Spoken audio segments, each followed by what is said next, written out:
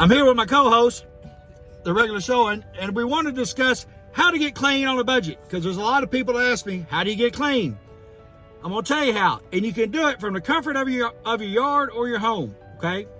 Go to the Petco or pull one off the dog, get you a dog collar that fits your neck but won't slide above your ears. Get you another chain, wrap it around a tree in the yard or post in the garage, get you a pillow, get you a blanket, a little bit of water, some fruit. Go out there and then padlock the dog chain to the chain that's tied to something permanently. All right? Then swallow the key. Okay? You're guaranteed success, because when you shit that key out in 3 days, you'll be sober. All from the comfort of your home.